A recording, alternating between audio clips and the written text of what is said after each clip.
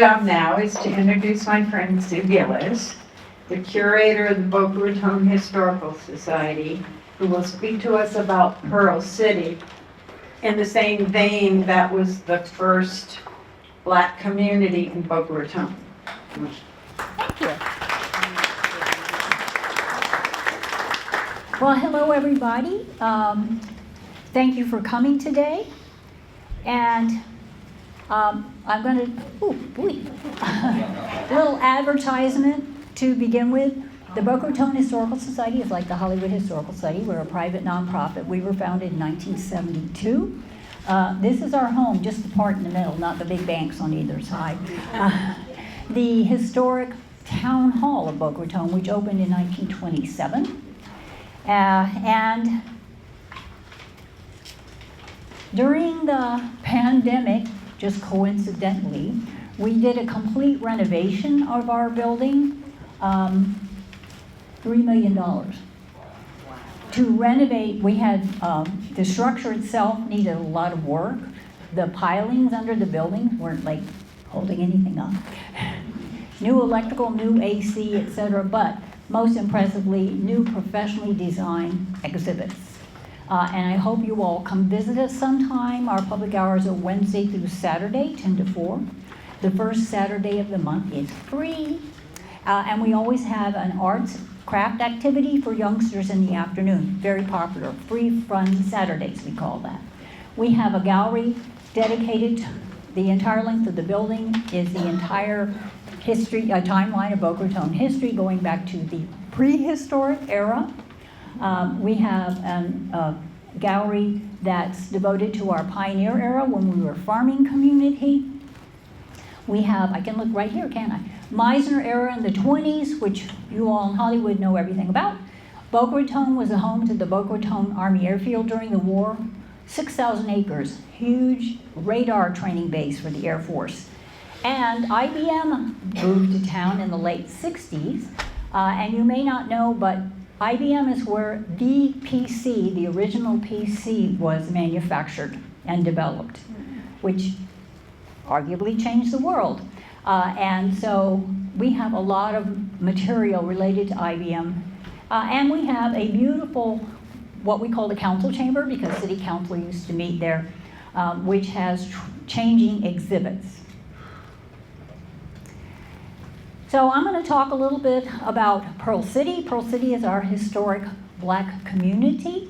And what I'm going to tell you, of course, is not just about Pearl City, about all historic Black communities, particularly in the early 20th century, of our East Coast, or what I call the railroad towns, the older towns that sort of follow the Florida East Coast Railway. A lot of lessons to be learned.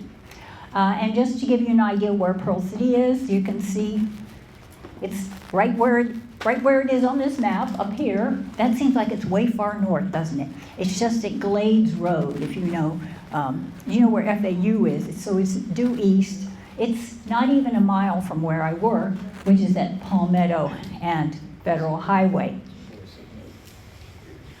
I always have a little background because everyone thinks Boca Raton means rat's mouth. That's not really accurate. We know from research in Spain that it was the Boca de Ratones was a nautical term referring to a rocky inlet. It's an archaic term. And originally it appeared on 18th century maps on Biscayne Bay in basically Miami Beach. Can you see the lower arrow? That's the original Boca Ratones. And somehow in the early 19th century, map makers started putting it with our Boca Raton, which is the one up high. And I have several maps in which we are confusingly in two places at one time. So our name is a mistake, which I think is really much funnier than rat's mouth. We were platted in 1896 after Mr. Flagler's railway came through. That is officially founded. And needless to say, a little tiny farming town for many years. Little background is our first Black pioneers came from Deerfield, which is just south of us. By the way, it's Deerfield's 100th birthday it's ours, it's yours, it's Jupiter's. Because it was a land boom, right? So a lot of community, and Kelsey City, which is Lake Park today. Even Oakland Park, where I live, was founded as Florinata in 1925, and then it became Oakland Park later on. So a lot of exciting things going on in Florida at the time. This is a beautiful picture. These folks, the men and possibly the women, not the kids, worked for Frank Cheesebro, who's one of our early farmers and the major employer of the old days. Okay. Let's talk about Pearl City itself. So Pearl City was established in 1915, so 10 years before the city was incorporated, on property owned by Mr. Rickards, who was really our founding citizen, north of town back then. And if you're familiar with Boca, it's on either side of Glades Road between Dixie and Federal. Now in Boca, you know how Dixie kind of wanders and Federal kind of wanders. In Boca Raton, in the downtown area, Dixie and Federal are a block apart, just about. So where I work, behind us is Dixie, in front of us is Federal. So that's kind of where they merge. So it's not a big district, but basically south of Glades, and it was constructed for black citizens could buy property there, so they wouldn't have to make the long walk from Deerfield or even Delray to work in the local fields. And it became an independent community with its own modest business. It was always a modest community, with its own businesses, school, entertainments, and so on in those days of segregation. And I'll talk about it as a survivor today. Now, in the mid-'80s, the Historical Society, my Historical Society, worked with Dr. Art Evans, who was a sociologist at FAU, to conduct a series of oral history interviews with our black pioneers, who, needless to say, were aging quickly. And we produced about 20 oral histories, which we have in our collection. Some of them you can find on the FAU's digital library. And they are wonderful.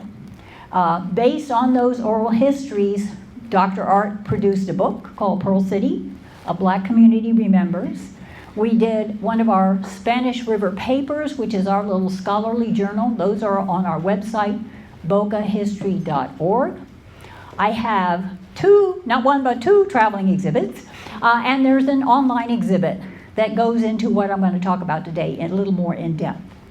But what I like about this is I'm going to let our pioneers tell the story of Pearl City and a small black community that has survived to this day. Pearl City gets started. First of all, we think it was named for the Hawaiian pearl pineapple.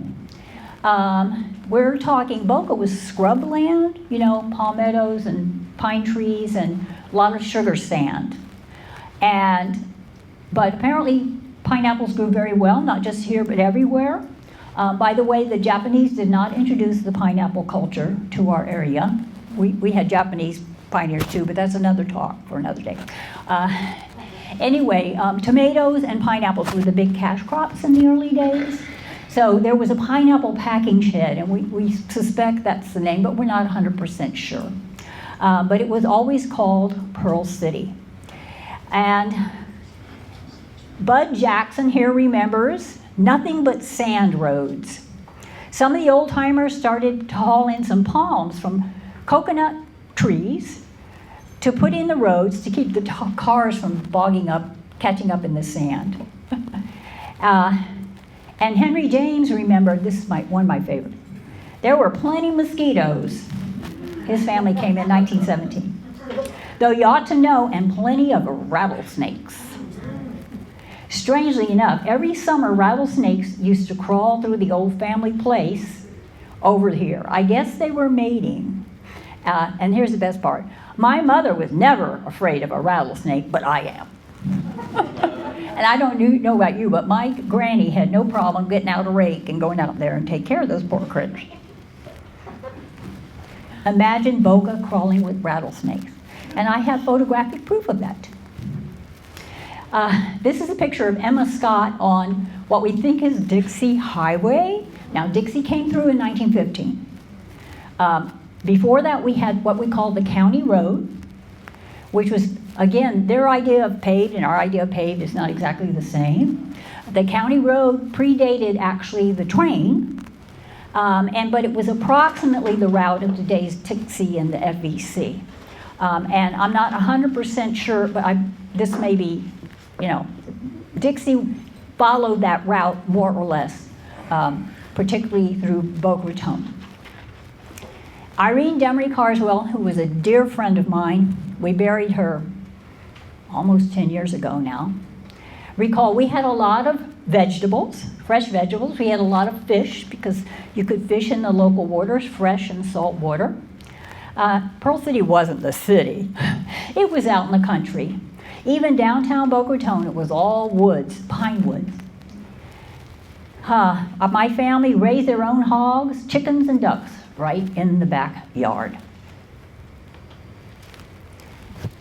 Amos Jackson recalls, we used to turn sea turtles.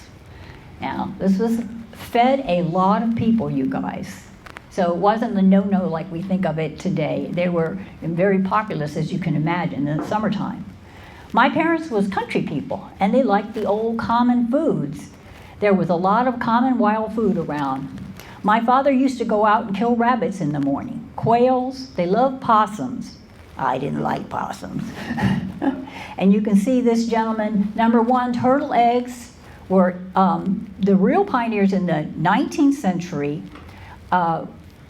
relied on turtle eggs because our early South Florida settlers didn't believe, well, they couldn't maintain livestock here. Not only cows and horses, but also poultry. And that's because the pests were so never-endingly bad. But slowly but surely, as we began to drain, the canals were slowly but surely built, North and South New River Canal. The intercoastal was actually dredged in the 1890s. It started to drain, and farmers would dig drainage ditches. It got better to the point that Mr. Cheeseborough, our farmer, did have chickens, so people could bake and do things like that. But before that, they relied on turtle eggs, which are apparently very nutritious. They would scramble them, but they never congeal, so it's always a little bit slimy. But they're very edible, and people would use them to bake. So it's summertime is when you would do the baking, because that's when you had turtle eggs. Thought that was really interesting. And a sea turtle feeds a lot of people. There's a lot of meat on there. This is again from Irene. This is a little house. The house at the upper left is 156 Pearl Street. It is the oldest existing house left in Pearl City. It belongs to my friend Sherry. This is her grandpappy, Mr. Fountain. But once again, Irene lived across the street. And she talks about her little house in Pearl City. We only had 2 bedrooms. One small bedroom and one huge room that had several beds in this room. We had a dining area and a kitchen and an outside toilet and pump. You know what I mean by the old-fashioned pump? We had a wooden stove, no sink. We had what you call a dish pan to wash dishes in, and this was a huge pan that you'd wash dishes in. That must have been the 30s. We could see at night by kerosene lamps. When we did get electricity in our house, we had an old open bulb hanging down from the ceiling, and that was big. And that's from Irene. I know that Boca didn't get electricity until 1925, power lines until 1925. That's the year FPL was created, by the way. Originally the Fort Lauderdale Ice and Electric Company. Work. Of course, there's a lot of work going on, mostly farming. Henry James recalled, when my father came to Boca, at first he worked with a guy by the name of Frank Cheeseborough, who's from Michigan, by the way. He worked for him, and then he started sharecropping. Now, sharecropping is actually a little step up from just being a farm worker, because even though you have to pay rent to your property owner, you get to build your wealth a little bit. So that was a move economically in the right direction.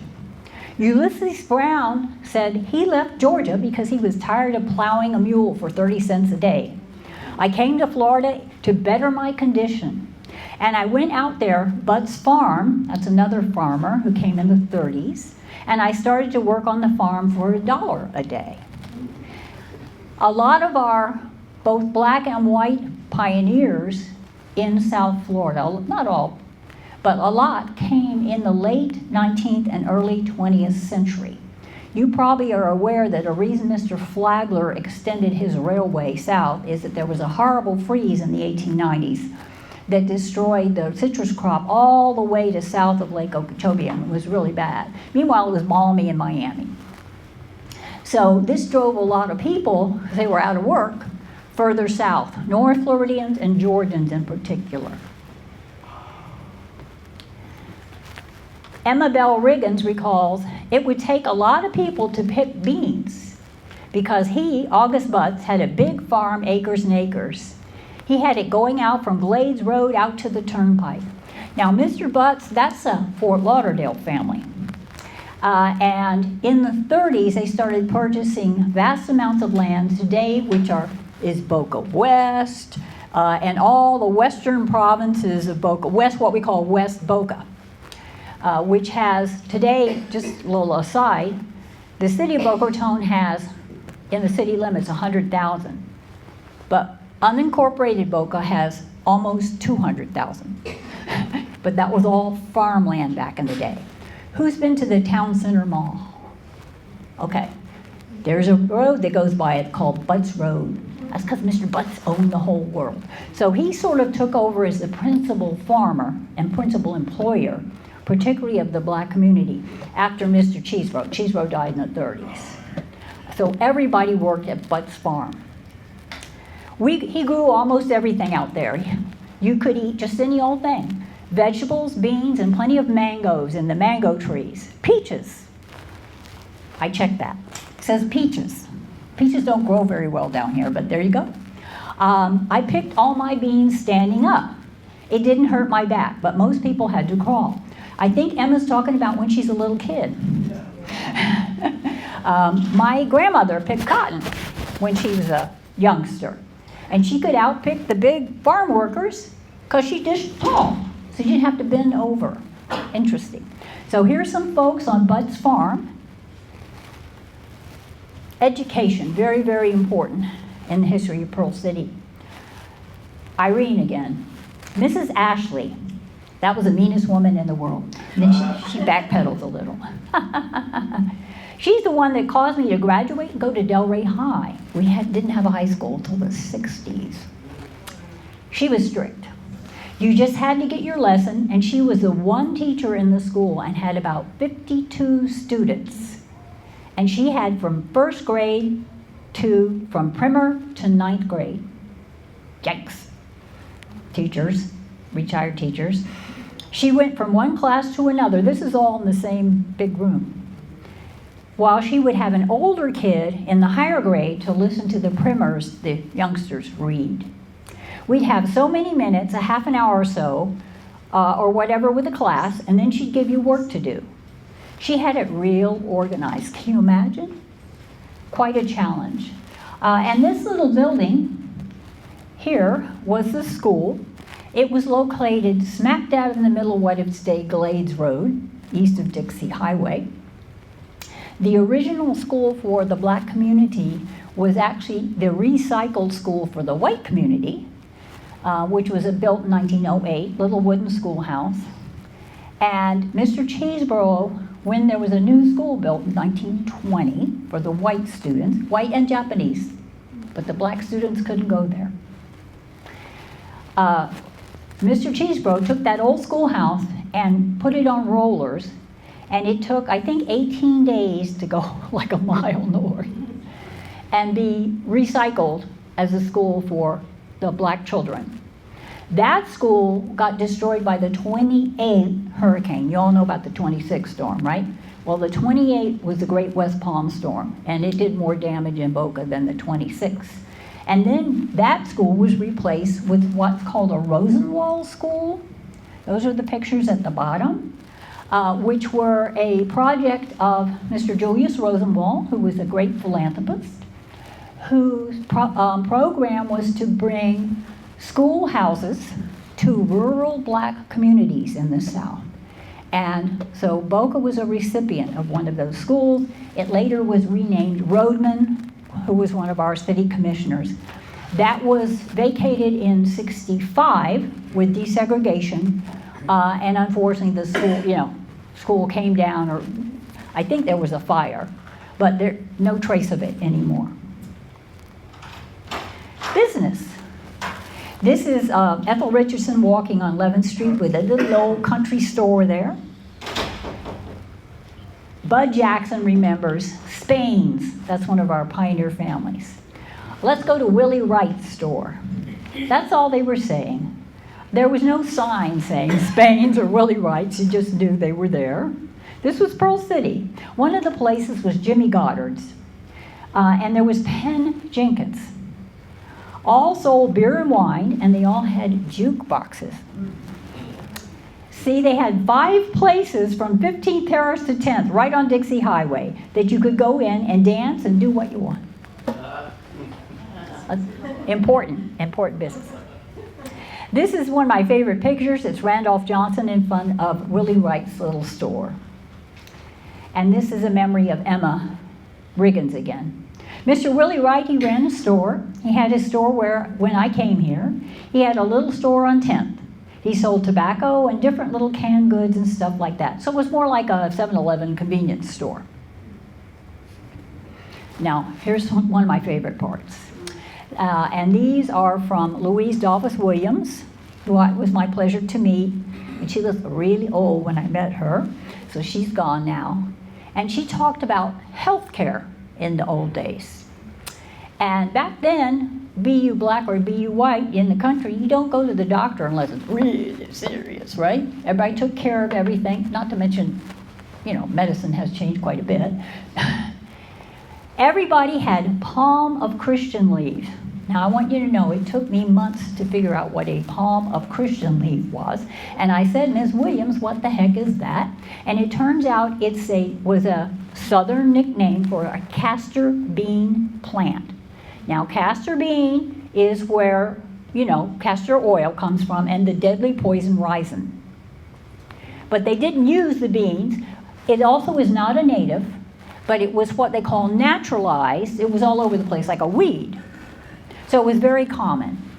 You take that leaf and you put a little vinegar on that and put it on your head. If you got a fever, on your chest, then that palm of Christian leaf would draw the fever out and parch those leaves up. Black draw. Has anybody heard of that? It's a laxative. I think you can still buy it, but anyway. Have you ever heard of black draw? Well, it's one of the old home remedies my father and mother believed in. It's some kind of, more of a herb. It's patent medicine. My father believed in 3-6s, another patent medicine. Now, I always thought it was curious because these are very religious people, and maybe they didn't read that last chapter in the Bible, I don't know. But anyway, that's what it's called, 3-6s. And I think it had quinine in it or something. So yeah, a lot of alcohol, makes you feel good. And there's some of the old-timey medicines. Recreation. This is from Walter Dolphus. And, oh, by the way, so this wonderful picture, that's Dixie Highway, the day it opened in 1915. It's impressive, isn't it? And that banner says, Boca Raton, our seeds are sown. So you can see what was important in those days. We never heard of Addison Meisner or anything like that. We were still very much an agricultural community. I think it's hilarious. Walter Dolphus recalls, I never forget years ago of a marble range was right in the center of Dixie Highway. And now you can't even walk across it. Amen to that. A car would pass by probably every 4 or 5 hours. So that's where we used to make up our marble range. right in the middle of Dixie Highway between 11th and 12th Street, right in the middle of Dixie Highway. That's another one of my favorites. Here's a picture of my dear friend Irene with her very good friend Willie Mae Fountain Jackson. Remember I showed you Mr. Fountain sitting on the porch of my friend Sherry's house? This is her aunt Willie Mae. They were very, very good friends. And Willie Mae remembers my daddy was a very strict man. He didn't let us go out. My brother, he'd go. Right up here where Tom's place is, and that's was a very famous barbecue place in Boca. It was at Glades and Dixie Highway, the southeast corner, if you're familiar with that part of town. There used to be the Spain Boys, and we used to call them jukes, which is a juke joint where jukeboxes are, right? He had a piccolo. That's another word I had to research. So this is called a Harlem piccolo. It's a tabletop jukebox, and you can see why it's called a piccolo. We dance and things like that. He had a piccolo. We ran by a motor outside, and there was a guy named Colin Spain, the oldest boy, and that's where they had records. They played records by these piccolos. We danced and stuff like that. If my mother went with us, we could go. It was 3 girls. But if she didn't, we couldn't go. Because there were all sorts of goings on at this little nightclub, as you can imagine. And Daddy was aware of that. The beach, well, the beaches, of course, were segregated, but not formally. Boca was a little tiny town. By 1950, we had less than 1,000 people. So it was still a really small place. But nonetheless, it's a segregated South. It was a little southern town. And the Black Beach was just kind of north of the main beach, which today is Palmetto Park Road and A1A. That's the center of town. Louise remembered the 20th of May was Emancipation Day in Florida. Now, today we say it's Juneteenth. But in Florida, it was celebrated. That's when the Emancipation Proclamation was announced on the state capitol. And so every day it was like Labor Day for the Black community, and they would take off and go to the beach and have a community picnic. My aunt would have a picnic on the beach, and Jimmy Goddard had a generator. He would take his piccolo on the beach on his truck, and he would set up and would play on the beach and come up, and we'd have the music, and we'd dance around that, and she'd have a fish fry, barbecue, whatever. And there again is my friend Irene, wearing very stylish big pants from the 40s with her friend. Softball, important in the Black and the white community. In terms of entertainment, all the way back to the beginning of the 20th century, no TV, no internet. Everybody would show up for the games. And of course, the Black players were not allowed on the white fields. So they had their own field, very near where our city hall is today. We play a lot of softball in the sandlots. And there's a game. Today, this site that you see in the picture is a fancy townhouse community right near the main library. Religion, extremely important in the Black community in those days. And there were 2 main churches. Today there's 3 main churches in Pearl City: Ebenezer, Macedonia, and Friendship. The 2 oldest churches in town, formed in 1918, are Ebenezer Baptist and Macedonia AME. And they're like maybe a block apart, all right? And as you will see, you went to one church one Sunday and the other the next. That's what you do in the country. Lois Martin remembers you had 2 churches here, Ebenezer Baptist and Macedonia. We called everybody Baptist Methodist or Methodist Baptist. On Sundays, one church would close down and we'd be at the other church. Now, this adorable picture on the left is my buddy Irene clinging on to. That is not her vehicle. But the reason I show it because it's so adorable. That's Ebenezer in the background, still stands. And she's about where Glades Road is today. But she told me, Sue, we didn't own that car, it belonged to a friend of ours, but she loved it in her heart after that vehicle, as you can see. I think it's a delightful picture. I went to Macedonia's centennial in 2018. That's pretty cool. World War II. Boca Raton Army Airfield was almost 6,000 acres.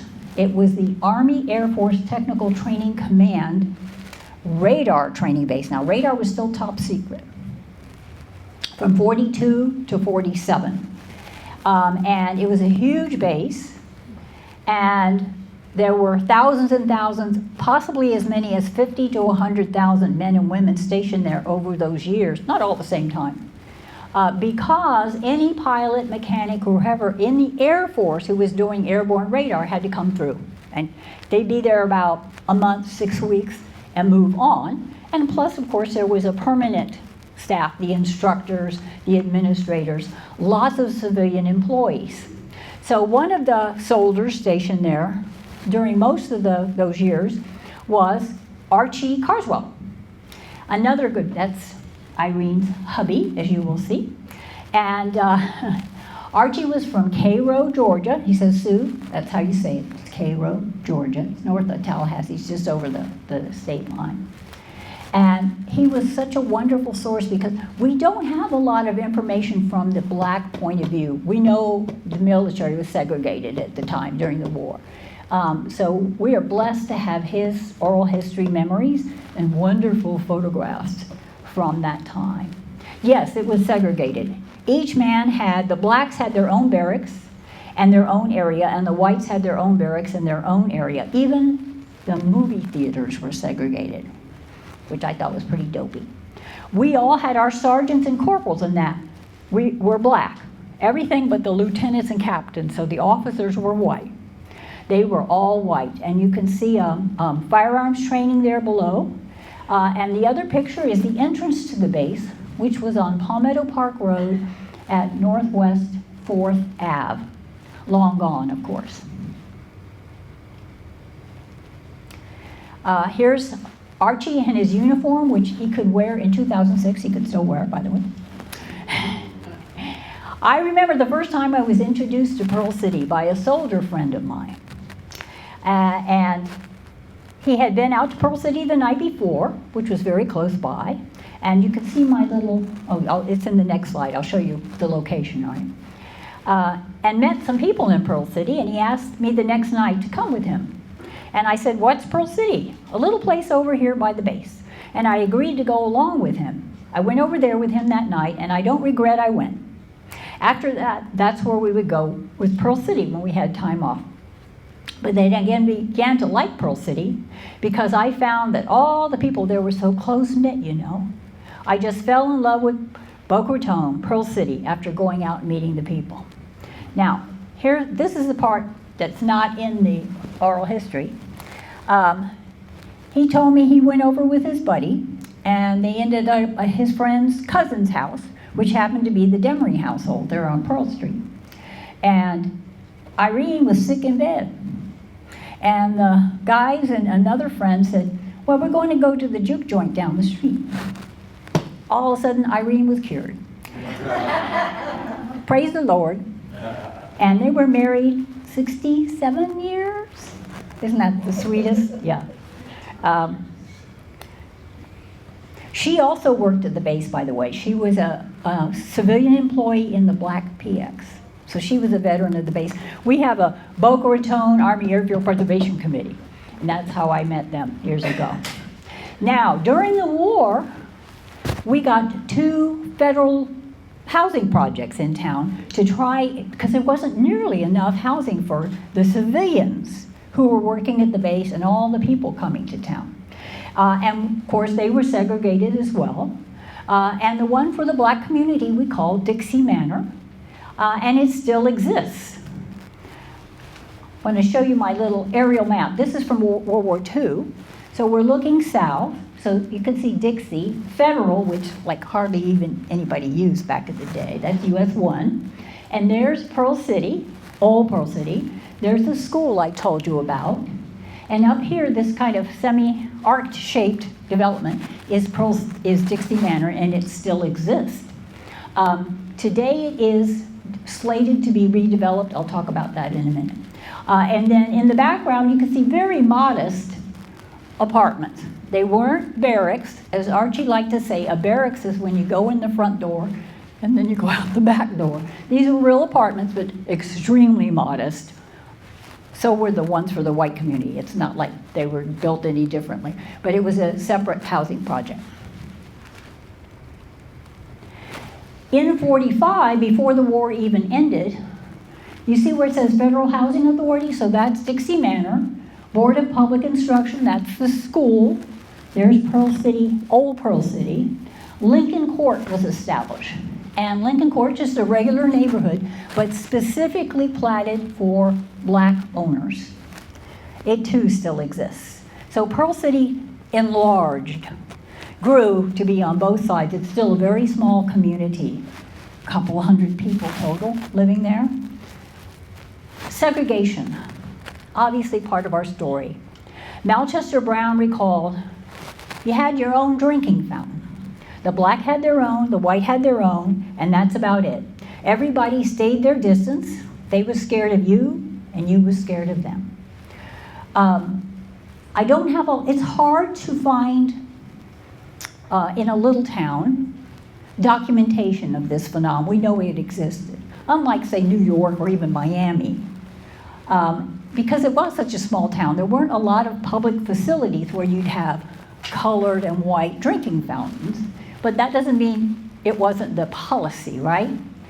This is our pretty Florida East Coast railway station, opened in 1930, and clearly there's a white waiting room, that's south, by the way, white waiting room and a colored waiting room, and a separate entrance for the black community to go on the train. The door there, the Historical Society used to own the train station, and we sold it a number of years ago. But when it was first acquired, and that would have been the 80s, you can see on the door it says colored entrance. They painted over that. Now, here comes the historian saying, why did you paint over that? But anyway, someone snapped that picture, so that was really good. Oh, I just wanted to add in here. My friend Marie Hester, she is a Demery, okay? And she's 75. So she went through this in her early days. She said, Sue, I would see there was a colored water fountain and a white water fountain. And I thought, boy, that white water fountain must be magical. God knows what's in it. So one day she snuck and had a drink. She said, it tastes just like our water fountain. She's a great storyteller. This is from Ulysses Brown, and it's about the beach again. When he came to the beach, well, it wasn't many places you could go in there.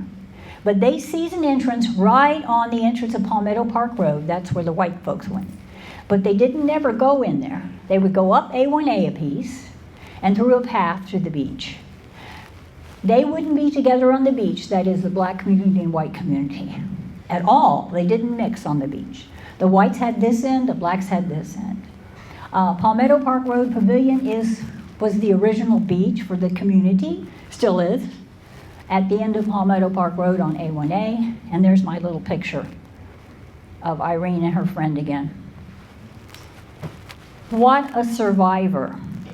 I used to work at the Fort Lauderdale Historical Society for many years, and there was a very vivacious, separate black community in the north of Broward Boulevard and kind of west of the railroad tracks.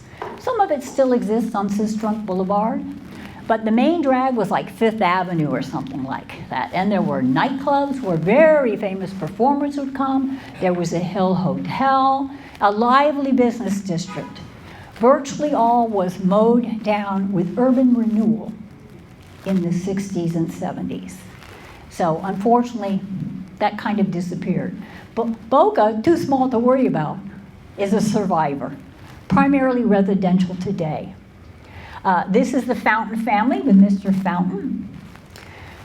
Lois Martin, as you will see, was our great community activist. Pearl City is one of the few black areas in South Florida east of the FEC tracks. They're really proud of that. Isn't that interesting? They have tried their darndest to get us out of here. They have told us a million times that this is choice property, which it is, prime real estate, and for you all to be living on it when you could sell it for commercial and make all this money off of it. But what did we say to them? This is home and it's choice property for us. And my older lady said, you know, I could walk to the grocery store here and I'm not going to be able to do that in West Boca. Doggone it. I such respect for that. So, here's a great slide. We lost Lois about 2 years ago. We have renamed that little portion of Glades Road for her. This is her family, which are, isn't it great? They're all still, we can still round them up. A lot of them still live in the area. And we are very proud that in, I think, December 23, Pearl City is now a National Register Historic District. And there's not a lot left. Yes, ma'am. Just curious. The people of Pearl City were very, very industrious. Why wasn't there a high school in Pearl City? They had to go to Del Rey. So did the white kids. The white kids went to Del Rey because we were so small. And so they had to go to Carver, and the white kids went to Del Rey High, which is now Atlantic, I think. So everybody went somewhere else to high school. And when we desegregated in the 60s, they went to the regular, it was integrated, the schools were integrated. But yeah. So it was a long way up there, you know, for the kids. One Yeah. last thing. Mhm. When did it become the upscale community that we know of today? You mean Boca? Isn't that a good question? Well, in the 1920s, Mr. Addison Meisner discovered Little Boca, and he set about to create the dream city of the Western world, the world's greatest resort. Don't be laughing, Miss Jones. And put us on the map royally. Meisner had developed what we know of as Palm Beach today. And the publicity, you all have seen the wonderful ads for Joe Young's Hollywood, same thing, okay? And nobody did it better, really, than Meisner Development Corporation. All over, Boca was on everybody's lips, this little town of a couple hundred people. Many of his plans did not make it off paper. A lot of it did, but because the land boom went bust in 26 with the 26 hurricane, and it really started in 25. We know that, we have hindsight, they didn't. So it was always planned as an upscale community. But it's really the 60s when we phasing out the agriculture. And one of the survivors of that 1925-26 era is the resort known as the Boca Raton. The Boca Raton. The Boca Raton Resort and Club, Boca Raton Hotel and Club, the Boca Raton Club, originally the Cloister Inn.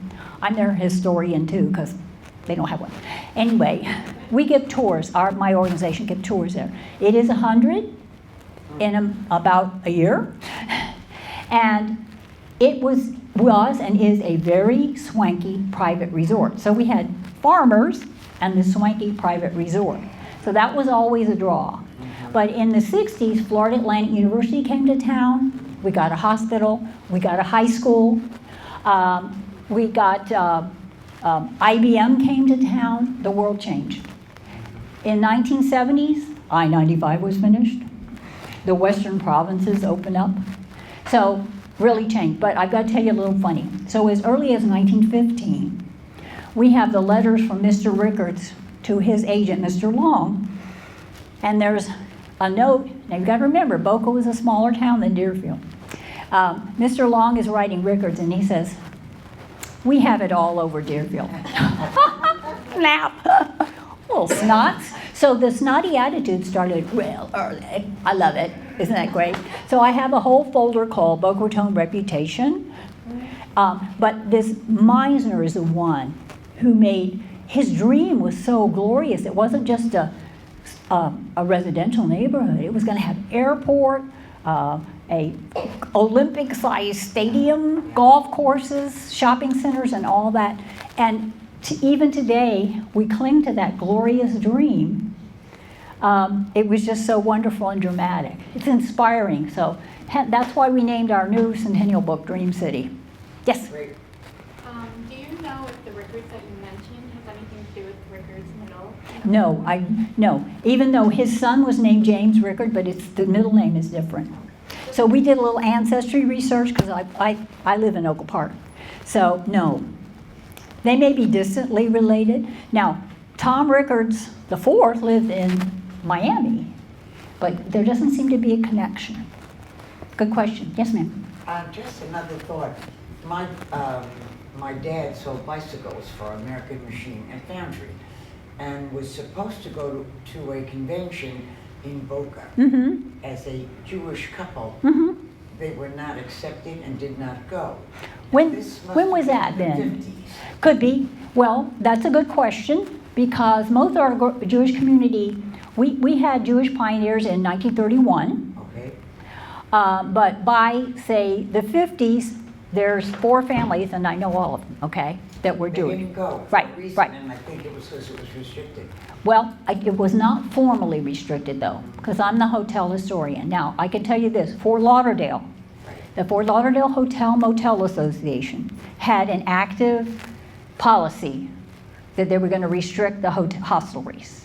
And if you look in all the old brochures from Lauderdale Beach Hotel, any of the hotels back in the day, they all say restricted. And when you came into the lobby, it would say restricted. The Boca Raton has never done that up front. Did they practice that policy? I'm pretty sure. But not until the 50s, because we had Mr. Meisner, his best friend name was Irving Berlin. Mr. Geist only cared about the color of your money. Mr. Shine was a nice Jewish boy who owned hotels all over America. So in the 50s, 56, Arthur Vining Davis, the founder of Alcoa, bought the hotel, and we know from various anecdotes he was quite the old bigot. And I think that's when there's a private club and then there's the hotel. I think that's when those restrictive policies were put into place. Yes. Royal Palm Yacht and Country Club was also Davis. It's called Arvida, Davis. And the yacht club was restricted until the 80s, actually on paper. But unlike Fort Lauderdale, where I can find a lot of evidence of deeds that actually have restrictive covenants, and they usually, Dr. Joan will know about this, mine say no people of Levantine descent. That's a lumper, isn't it? Sounds quite biblical. I haven't found that in Boca Raton. That doesn't mean that people didn't practice that policy, but it was much, much smaller town. But the hotel, yeah, I can believe that. So, of course, that's very changed today. But And you must live in Boca, I'm assuming. I do not. I live in Oakland Park. Where about? And I grew up right here. I'm a Hills graduate. Yes, ma'am. But I've worked there for 23 years, so I do know it quite well. But I'm fascinated. We are the home, my historical society is the home to the Boca Raton Jewish History Archive. If you go on our YouTube site, if you're interested, we've done 50 oral histories with pioneers of the Jewish community. Fascinating. Most of the sort of beginning of the modern Jewish community is the 60s when FAU came to town and IBM. So now you have people of every persuasion coming to town. And the Boca Raton Hebrew congregation was formed in 67. That's Bethel, which is the big temple in town, big reform. But we have 26 Jewish congregations from Chabad to Reform, every persuasion. It's quite, almost half the population. So it's a very interesting phenomenon. The world has changed. Yeah. Other questions? Yes, sir. Ma'am. You said that Pearl City was from Dixie Highway to Federal Highway, Yep. south of Glade. Both sides of Glades. Both Uh-huh, sides. uh-huh. Yeah, both sides. So is there a black area now? Yeah, it still is. Dixie Manor has people of various, it's low-income housing. It's today local. It's the Boca Raton Housing Authority. And there are less and less of those pioneer black families, but a lot of them still own property, particularly in the old part of Pearl City. and are very anxious to hang on to it. So that's why they campaigned to be a district. Not that it doesn't prevent things from being demolished, it doesn't prevent new buildings, because there are new buildings built, but it does help control the neighborhood. In other words, nobody's gonna go in there and be allowed to build townhouses or a big high-rise or anything. And that's what they were very anxious about. And to me, for me in my line of work, it's so wonderful to be able to work with a community that embraces their heritage and are advocates for it, because that's just so unusual. Preservation is such a hard sell these days because of the almighty dollar, right? So we're just thrilled to death, and we work a lot with Pearl City folks and are always supportive in any of their efforts. They have a wonderful advocacy group called DISC, which my friend Marie is the president of, Developing Interracial Social Change. It was founded in the 80s. And it is anybody can join group, but they work for the preservation of Pearl City.